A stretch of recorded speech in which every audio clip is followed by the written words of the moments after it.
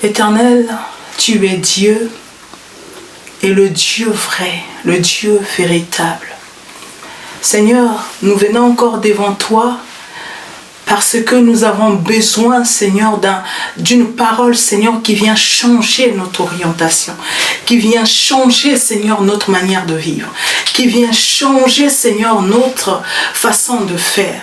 Nous prions, Seigneur, que ta parole apporte des fruits nécessaires pour la transformation d'une vie. Que ta parole, Seigneur, soit la nourriture au Dieu de gloire pour une vie, pour un cœur, Seigneur.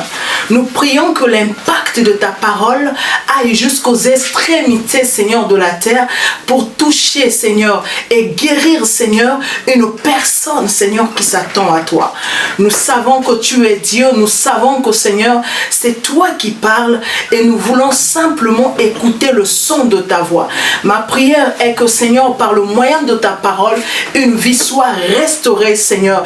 Qu'une personne, Seigneur, qui était fatiguée se relève, Seigneur, pour la seule gloire de ton nom. Nous bénissons ton nom, Seigneur. Prends toute la gloire pour ces moments. Dans le nom puissant de Jésus, nous disons Amen. Shalom, bien-aimés dans le Seigneur. Je vous bénis dans le beau nom de notre Seigneur Jésus-Christ. Je nous invite à lire un texte merveilleux dans le livre de Proverbe 16, le verset 32. La Bible dit ceci, je lis pour nous, la Bible dit ceci: celui qui est lent à la colère vaut mieux qu'un héros. Celui qui est maître de lui-même que celui qui prend des villes. Et cette parole est puissante parce que la parole est en train de nous dire quelque chose de formidable. La parole de Dieu nous dit ceci: celui qui est lent à la colère, donc la personne qui se maîtrise, la personne qui sait gérer ses émotions, vaut mieux qu'un héros. Or, nous, dans notre législation, on nous a montré que la personne qui est héros est plus importante que la personne qui est maître de ses émotions. Et la Bible vient encore remettre l'équilibre pour dire simplement que ce que vous appelez héros ne sont pas forcément les héros selon vous. Et l'héros selon Dieu, c'est la personne qui sait gérer ses émotions. Celui que Dieu considère, parce que là on l'a lu dans le livre de Proverbes, la Bible dit ceci: celui qui est lent à la colère. Donc en d'autres termes, celui qui sait gérer ses émotions est plus qu'un guerrier, est plus qu'un héros. Cela veut dire simplement que pour Dieu, l'héros, ce n'est pas celui qui gagne les combats. L'héros, c'est celui qui sait gérer les émotions de son cœur. Parce que celui qui sait gérer les émotions de son cœur contrôle et repousse les ennemis. Les ennemis dans la vie ne sont pas tous visibles. Il y a des ennemis invisibles. Et les ennemis invisibles, on les gère par nos émotions. On les gère par notre façon de tenir, notre façon de parler, notre façon d'agir. Et c'est ça ce qui est important pour Dieu. Donc pour le Seigneur, être un héros, c'est gérer ses émotions. Celui qui gère ses émotions domine sur les situations de sa vie. Celui qui sait mettre ses émotions, c'est-à-dire que être lent à la colère, ne pas agir par précipitation, celui-là est la personne que Dieu considère avec beaucoup d'attention. J'ai constaté quelque chose dans notre génération, c'est qu'il y a tellement de frustration et les gens, c'est-à-dire, se nervent facilement. Les gens sont coléreux, les gens n'aiment plus supporter. On n'a plus cet état d'âme d'attendre, de patienter. Vous voyez, sur une file d'attente, les personnes sont impatientes. C'est-à-dire, elles sont là, mais elles sont impatientes. Elles veulent passer vite. Le monde va vite, l'homme veut aller vite et l'homme perd peu à peu, c'est-à-dire sa nature intérieure. Tellement que l'homme court avec la vitesse du temps, il le perd et il n'est plus héros, il ne sait plus garder son intérieur. Moindre petit truc, il s'énerve. Moindre parole, il s'énerve. Les émotions ne sont plus gérées comme on devrait les gérer normalement. Pourquoi? Parce que l'homme s'intéresse à tout ce qui est de l'extérieur, au monde qui l'entoure, et l'homme n'a plus le temps de s'asseoir, de construire son intérieur, de s'asseoir, de construire ce qui est au-dedans de lui. Et j'ai compris que beaucoup de gens se passent à côté de leur destinée à cause des émotions. Les émotions ont fait perdre la couronne à beaucoup de personnes. Beaucoup de personnes ont négligé le travail, les passions de leur vie parce qu'on leur avait dit une mauvaise parole. Beaucoup de personnes ont abandonné ce qu'ils avaient comme talent parce qu'il y avait des oppositions tout autour. Beaucoup de personnes, même voir les pasteurs des hommes de Dieu, parce qu'un peuple ne t'accepte pas avec le don ou les capacités que Dieu t'a donné, tu arrêtes de faire le travail. Tu ne veux plus travailler selon que tu reçois de Dieu, mais pour plaire aux gens, aux hommes, tu essaies de modifier les choses. C'est-à-dire que tes émotions te poussent à ne plus être vrai, à ne plus être spécial. C'est-à-dire que tu prends une nature qui n'est pas ta vraie nature. Pourquoi? Parce que les émotions est le plus grand frein que l'homme n'a jamais connu dans la vie. Ça veut dire que tes émotions, c'est ça qui te freine. Aujourd'hui, j'aimerais parler des émotions négatives. Les émotions qui font freiner les gens. Les émotions qui te disent stop, ne va plus, n'avance plus. Il y a tellement des émotions négatives dans notre génération. Ces émotions négatives entourent notre société, entourent nos familles, entourent nos amis. Quand tu commences quelque chose, peu sont ceux qui vont t'encourager. Nombreux sont ceux qui vont te dire arrête, tel avait fait ci, il n'a pas réussi. Toi, tu ne réussiras pas. Il y a tellement, c'est-à-dire que les premières choses, quand tu commences quelque chose qui va venir vers toi, c'est plus les émotions négatives. C'est-à-dire que l'homme ne viendra pas premièrement dans l'idée de t'encourager. L'homme attend de voir les fruits pour t'encourager. Et quand il voit les fruits, t'encourage, il dit ah, heureusement tu étais patient, tu étais bon. Mais beaucoup, parce qu'ils ont reçu les informations négatives, des émotions des autres, des émotions toxiques, ils étaient à côté des hommes toxiques qui ne voient jamais loin, des hommes qui ne voient jamais plus loin que le bout de leur nez.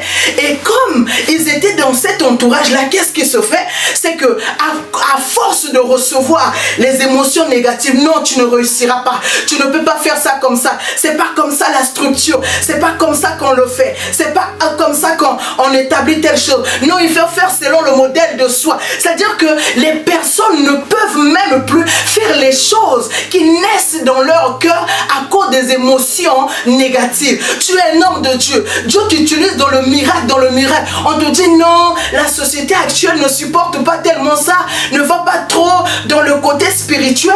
Et toi, qu'est-ce que tu fais? Tu te freines.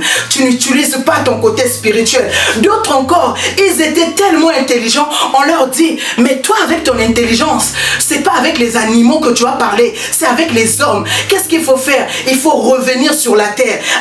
Un langage plus adapté aux hommes. Donc n'utilise pas trop ton intelligence. Et qu'est-ce que la personne fait? La personne abandonne sa course. Pourquoi? Parce que la personne a plus écouté les émotions négatives et ces émotions ont été pour cette personne un frein de vie. Bien-aimé, quand tu examines ta vie, il y a beaucoup de rêves que tu as abandonné parce que quelqu'un t'avait conseillé, quelqu'un t'avait dit ne fais pas ci, ne fais pas ça. Mais j'aime ce que nous avons lu dans la Bible. La Bible dit ceci, celui qui est lent, c'est-à-dire que celui qui maîtrise ses émotions est plus qu'un héros, est plus qu'un guerrier. Ça veut dire que la grandeur de ta vie, premièrement, est dans la façon que tu gères tes émotions, dans la façon que tu prends le soin de t'asseoir pour examiner chaque émotion. Est-ce que cette émotion, si j'agis dans l'immédiat, qu'est-ce qu'elle va me produire? Est-ce que telle émotion, si j'attends plus tard, qu'est-ce que cette émotion produira pour moi? C'est-à-dire que je dois comprendre que la vie, ce n'est pas agir par précipitation. Une personne sage, c'est une personne qui contrôle le temps c'est-à-dire le temps de son action. À quel moment agir, à quel moment poser un acte, à quel moment. Ça veut dire que quand une émotion, or les émotions, ce ne sont que c'est-à-dire l'affection intense. C'est-à-dire que quand quelque chose arrive, tu sens en toi une intensité qui vient pour te pousser réagir. C'est comme une pression qui te dit non, réagis, fais quelque chose. Mais le Seigneur dit ceci dans le livre de Proverbes, c'est-à-dire qu'une personne qui maîtrise ses émotions est plus qu'un héros. Parce qu'avant de vouloir être l'héros d'un peuple, sois d'abord l'héros de ton cœur. Avant d'être l'héros d'une nation, sois d'abord l'héros de ta propre personne. Tu ne pourras pas gérer des milliers de personnes si tu ne sais pas te gérer toi-même. Tu ne peux pas contrôler le monde si tu ne te contrôles pas. L'héros de ta destinée, c'est d'abord toi. Pourquoi? Parce que quand tu apprendras à gérer tes émotions, c'est là où tu réussiras à transcender, à aller de l'avant, à accomplir la mission de ta vie. La mission de ta vie réussira quand tu sauras comment gérer tes émotions. Pour aller là où Dieu t'attend, tu n'as qu'une chose à faire, la gestion. Donc dans dans d'autres versions, ce que nous avons lu dans le livre de Proverbes 16, on dit ceci: celui qui est patient, on parle de la patience, celui qui est patient est plus qu'un héros. Ça veut dire la meilleure manière de gérer nos émotions, c'est de mettre la patience. C'est d'être patient. Quand une personne, ton mari, ton enfant, n'arrive pas à changer, ne sois pas brutal avec la personne.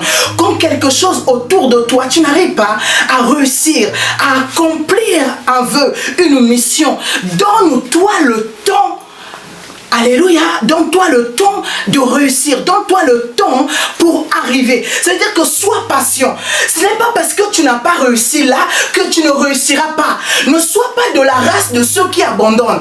Une personne qui a des émotions négatives abandonnera, c'est-à-dire au premier round. C'est-à-dire quand la chose arrive, voit les choses contraires, dit ça y est, c'est fini, je baisse les bras. Je viens dire à une personne, à un chrétien, à un homme de Dieu, que tu as longtemps laissé de côté les capacités que Dieu t'a données. Tu as longtemps laissé de côté les dons et les potentiels parce que à force de ce qu'on dira tant, tu n'as pas voulu, c'est-à-dire déplaire à un homme, tu ne veux plus faire les choses qui dérangent à un homme. J'aimerais dire à une personne ceci: le temps est arrivé de plaire à Dieu, que l'homme soit d'accord, que l'homme ne soit pas d'accord. Fais ce qui sommeille au-dedans de toi. Accomplis ce que tu as au-dedans de toi. Sois une personne qui gère ses émotions. Tu entends tout le monde qui te dit non. Mais si la voix à l'intérieur de toi brûle, dit fais telle chose, ne laisse pas le frein des émotions négatives c'est-à-dire te décaler, te faire rater ce que Dieu t'avait demandé de faire. Ce que Dieu t'avait demandé de faire. Alors prends le soin de t'asseoir avec toi-même. Sois patient avec toi et sois patient avec autrui. Prends le temps simplement de t'asseoir, d'étudier chaque émotion qui passe, d'étudier chaque parole qui vient, que tu entends, d'étudier, d'examiner, d'identifier, de voir si à l'intérieur il y a quelque chose qui épouse ce qui est au-dedans de toi. Si cela n'épouse pas ce qui est au-dedans de toi, qu'est-ce qu'il faut se faire? Il ne faut pas considérer. Dans la vie chrétienne, c'est que l'ennemi utilise les freins. Et ces freins, c'est ce que je suis en train de vous dire, les émotions négatives. Le diable utilise les freins. Et le diable ne viendra jamais à toi, comme j'aime dire, pour dire que je suis diable. Le diable viendra avec des émotions, des frustrations. Une personne frustrée ne peut pas faire des bonnes choses. Une personne frustrée sera obligée de suivre les pulsions de la frustration. Et qu'est-ce qui se passe quand la frustration rentre dans son cœur? Tout ce qui est lié à la frustration aussi va se manifester dans sa vie. Et qu'est-ce qui se fait? C'est que la personne, au lieu de suivre ses rêves et ses dons, la personne suit la voie de la frustration. Je m'explique. Quand une mauvaise nouvelle arrive, ou quand un mauvais conseiller vient te freiner avec ses mauvaises paroles, ou encore quand les attaques se lèvent devant toi pour te dire que tu as mal fait, normalement on ne fait pas comme ça, normalement, moi je me dis souvent ceci: tous les hommes qui ont travaillé avec Dieu ont ramené quelque chose de nouveau. toutes les personnes qui ont travaillé avec Dieu, regardez un homme comme Jean-Baptiste. Quand Jean-Baptiste arrive, il ramène le baptême, on dit même le baptême de Jean. Et Israël était habitué à faire, c'est-à-dire la purification qui consistait à laver les mains, à laver les pieds, et il ne connaissait pas ce que nous appelons baptême aujourd'hui. Et vous allez lire les Écritures pour comprendre qu'il y a certaines personnes qui n'étaient pas d'accord avec Jean, parce qu'ils n'avaient jamais connu ce qu'on appelle le baptême d'eau. Et quand ils entendent le baptême d'eau, bien qu'il venait, mais d'autres s'opposaient. Mais ce que j'aime, c'est que Jean-Baptiste n'a jamais arrêté ce qu'il a à faire parce que les gens parlaient à côté. Il n'a pas été freiné. Et la même chose arrive au Seigneur. Quand le Seigneur arrive, il ramène une façon de parler qui dérangeait les scribes, les sadducéens et les pharisiens. Mais le Seigneur n'a jamais abandonné sa façon de faire parce que tout autour de lui il y avait des oppositions. Je vais dire ceci, si tu es sûr de ce que Dieu te demande de faire, si tu es convaincu au plus profond de toi, et si le Saint-Esprit atteste la chose qui brûle au-dedans de toi, quand tu vas te mettre à travailler, qu'il y ait des émotions négatives, n'arrête jamais, n'abandonne jamais, continue la route, parce que ce que tu ignores, c'est que le diable utilise ses émotions pour freiner les visions. Il utilise ses émotions pour freiner les destinées. Ce que nous, en tant qu'enfants de Dieu, on doit comprendre, ce que Dieu appelle l'héros, c'est la personne qui sait maîtriser ses émotions, la personne qui sait patienter, la personne qui sait identifier, examiner les émotions qui brûlent dans son cœur. Et cette personne-là, pour le Seigneur, est importante. Et cette personne vaut plus qu'un héros. Et ça me bouleverse la pensée de savoir que gérer ses émotions, c'est être plus qu'un héros. Waouh! Être plus qu'un guerrier. J'ai compris que, donc, quand on parle des émotions, il y a un combat. Puisque quand on identifie le mot émotion avec un héros, ça veut dire que celui qui sait garder ses émotions, cette personne combat aussi avec c'est-à-dire les choses qui viennent pour attaquer son cœur, pour attaquer ses sentiments. Ça veut dire que pour être guerrier, il faut d'abord être celui qui combat à l'intérieur. Un guerrier, c'est une personne qui sait combattre à l'intérieur et qui sait repousser les ennemis qui attaquent son intérieur. Je vais me dire ceci, les ennemis invisibles sont plus nombreux que les ennemis visibles. Les ennemis invisibles, tu ne les vois pas, mais ils sont plus tout autour de toi. Je vais dire une vérité que les enfants de Dieu n'aiment pas entendre. Vous êtes plus proche du monde invisible que du monde visible. Il vous est déjà arrivé d'aller quelque part dans un endroit et de sentir un esprit, c'est-à-dire une sensation, une sensation sensation bizarre qui vous fait redresser les cheveux, qui vous pousse à croire qu'il y a quelque chose, de négatif dans l'endroit où vous êtes. Et quand vous sentez cela, cela veut simplement signifier que le monde invisible est tellement proche de vous. Parfois, quand quelque chose vous arrive dans le physique, la chose s'est manifestée déjà spirituellement. Alors, à partir de ce moment-là, ce que vous devez savoir, que les émotions qui viennent à vous se manifestent premièrement dans votre intérieur. Et quand ces émotions vous attaquent, c'est d'abord, ils attaquent votre esprit. Donc, s'il faut combattre un combat, le combat que vous devez combattre, c'est le combat de ce qui se passe dans vos émotions. Prenez le soin de repousser. Vous me poserez la question, comment repousser? Le chrétien n'aime pas les choses simples. Quand tu lui dis comment repousser, c'est simplement de veiller, de voir que telle chose, est-ce la chose à l'identité de Dieu ou la chose n'a pas l'identité de Dieu? C'est aussi clair que ça. On ne va pas chercher les choses difficiles, tandis que Dieu nous donne les choses faciles à faire. Il faut prendre le temps d'examiner vos émotions. C'est comme ça on devient un héros. Et quand vous voyez que l'émotion n'a pas les attributs de Dieu, prenez le temps de chasser. Regardez, je vais vous donner comment je fais moi. Quand il m'arrive à prier, je prie plus en langue, je fais plus de prières en langue. Et quand je fais des prières en langue, vous savez que notre intelligence est stérile. Qu'est-ce qui se passe? Et vous savez que la pensée n'aime pas être libre. Et donc, il y a des pensées qui défilent. Et quand je sens que pendant que je suis en intimité avec Dieu, et quand je vois une pensée défiler, je chasse la pensée, je dis stop. Et à force de faire ça, quand je dis stop, et je vois aussi la pensée partir, et je continue. Et donc j'ai compris que la meilleure manière de chasser, quand on voit une pensée qui vient te déranger dans un temps, qui est un temps de prière, il faut prendre le temps de chasser les choses. Les choses qui viennent pour vous freiner. Frères et sœurs, l'héros de ta vie, ce n'est pas ta voisine ni ton voisin. Beaucoup disent que tel dans ma famille prie et donc c'est bon aussi pour moi, Dieu me sauvera par ma famille. Mais bien aimé, quant au salut, le salut est personnel. Quant à la foi chrétienne, bien que la foi de l'autre peut te faire du bien, mais ce que Dieu attend, c'est d'abord toi-même. Par là, je vais dire quoi? Par là, je vais dire ceci. C'est-à-dire que le gestionnaire de tes émotions, c'est toi. C'est d'abord toi. Premièrement, toi, et non jamais l'autre. Si tu ne prends pas à les gérer, n'attends pas qu'une tierce personne rentre dans ton cœur pour pouvoir les gérer. Ce que je veux nous dire, c'est quoi? C'est que le diable utilise les freins pour stopper les destinées. Le diable utilise les freins pour arrêter votre mission sur la terre.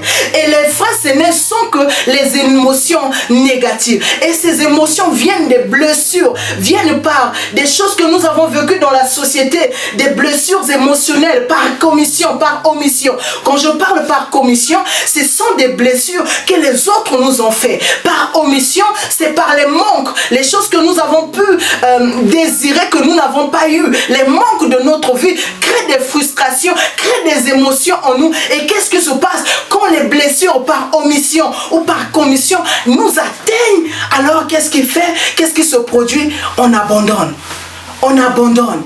Quelqu'un qui est près du but parce qu'il a entendu qu'on a parlé mal de lui, que parce que la personne avait dit quelque chose. J'aimerais dire ceci. J'aimerais vraiment interpeller quelqu'un pour dire à un enfant de Dieu, bien-aimé, aucune autre personne sur la tête n'a jamais, ne dira jamais que je n'ai pas fait de faute. Nous tous, d'une manière ou d'une autre, on a failli quelque part. Et donc, si on a failli, le Dieu qui est souverain nous a pardonné. Dis-toi une chose, quand les hommes ne comprendront pas quelque chose que tu fais, dis-toi simplement que le Seigneur qui t'a créé a le pouvoir de te pardonner, a le pouvoir de refaire encore, de te donner encore la confiance. La confiance de Dieu est disponible pour ceux qui veulent considérer cette confiance. Ça veut dire que Dieu, à chaque fois que tu reviendras devant lui pour demander Père, pardonne-moi, il le fera. Même si nous les hommes on ne le fait pas, lui il le fait. Donc comprends une chose, c'est que si longtemps tu avais zappé tes rêves parce que tu avais tellement entendu des choses que les gens disaient, et même si ces choses n'étaient pas vraies, et même si ces choses sont vraies, si le Seigneur t'appelle à œuvrer dans une dimension, alors monte dans cette dimension. Si le Seigneur te dit de travailler, je viens simplement te dire ceci, avance. Continue avec Dieu. Que tes émotions ne soient pas un frein pour toi. Que ce que tu entends de l'autre ne freine pas ta marche. Que ce que tu entends, même de moi, ne freine pas ta marche. Continue. Que les émotions négatives ne te contrôlent jamais. Sois l'héros. Pas celui qui gagne des villes, mais celui qui gagne son cœur. Sois le gardien de ta vie. Sois celui qui garde avec attention. Celui qui prend tellement soin. Celui qui ne veut pas qu'une part qui n'est pas de Dieu peut naître. C'est-à-dire que veille sur tes émotions. Veille de sorte que quand on te dirait des choses étranges, continue, ne te freine pas. Dieu attend parce que c'est Dieu qui t'a confié la mission et non jamais l'homme.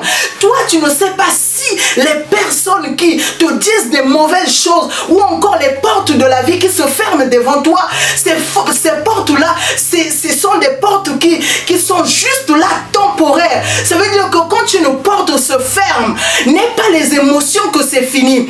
Si ce n'est pas cette porte-là, il y a une autre porte qui t'attend. Et si ce n'est pas une porte qui t'attend, ça veut dire que Dieu veut que tu passes par la porte. Et il y a des défenseurs de portes.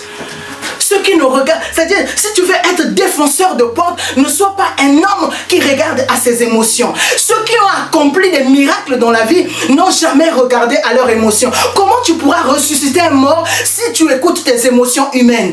Comment tu peux prier pour un malade, pour une personne qui agonise? Si tu écoutes tes émotions en tant qu'homme, tu ne prieras pas. Les émotions humaines te diront toujours les choses négatives. Mais les faiseurs des miracles, ce sont des personnes qui ne regardent jamais à leurs émotions. Des faiseurs de miracles, ce sont des personnes qui ont transcendé leur père. Des héros, c'est ça les héros. Et un enfant de Dieu, c'est d'abord celui qui a gagné son intérieur. Je veux que ce message soit entendu pour que le diable ne joue plus avec des vies. Je veux que les gens comprennent que beaucoup on a été freinés par les émotions. On a été freinés par les émotions par commission, par les émotions par omission. Ce que les gens nous ont fait, ce que nous-mêmes on a fait, les attentes on n'a pas réussi à avoir. Bien-aimés, la vie, pour réussir dans la vie, ce qu'on doit apprendre à faire, ce qu'on doit comprendre, c'est de travailler notre intérieur. Et le travail de nos émotions est capital pour aller loin.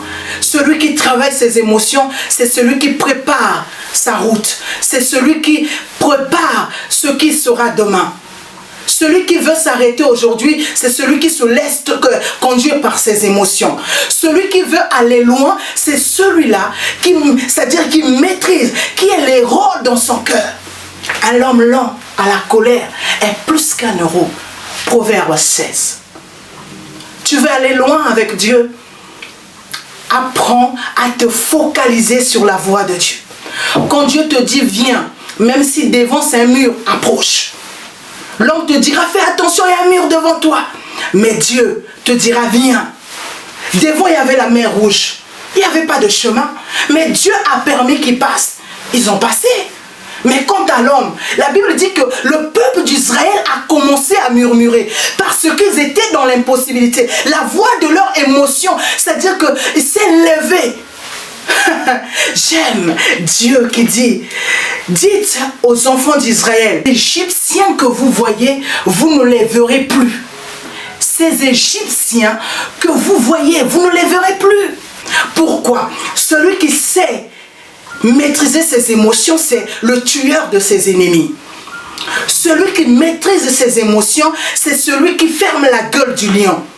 Celui qui maîtrise ses... Pour être un David, il faut être celui qui a le courage d'aller arracher dans la gueule de l'ours ou du lion une brebis.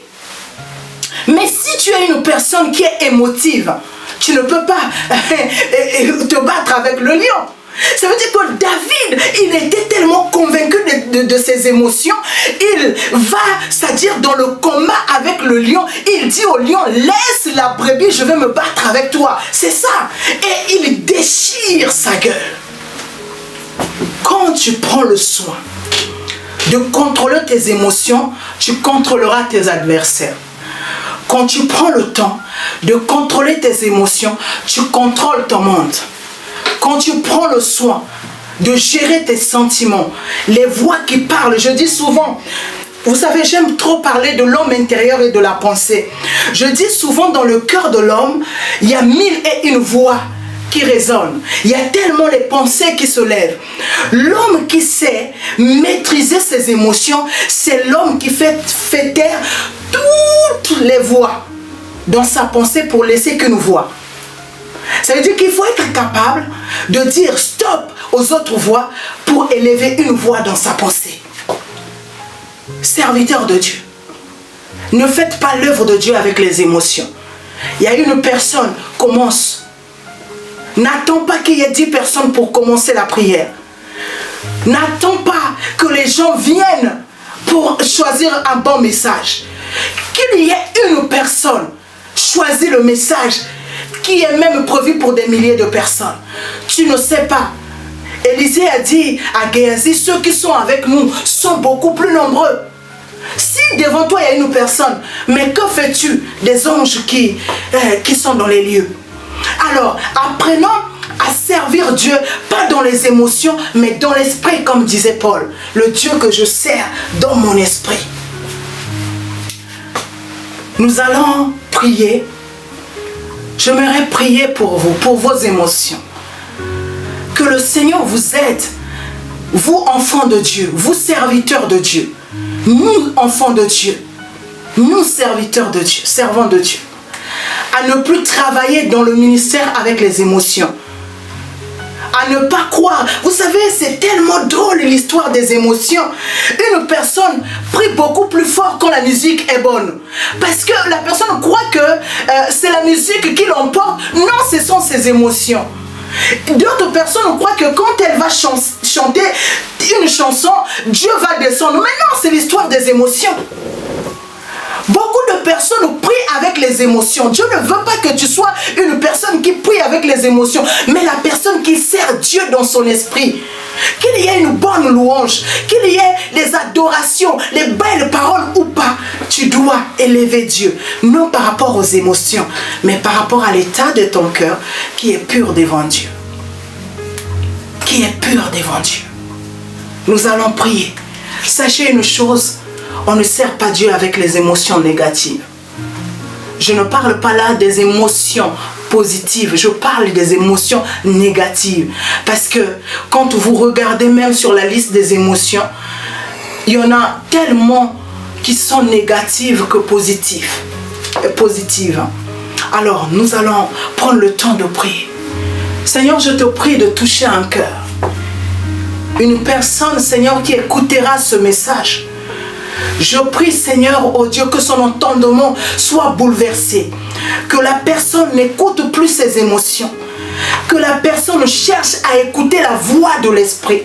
La voix du Saint-Esprit qui sommeille, Seigneur, en elle, oh Dieu.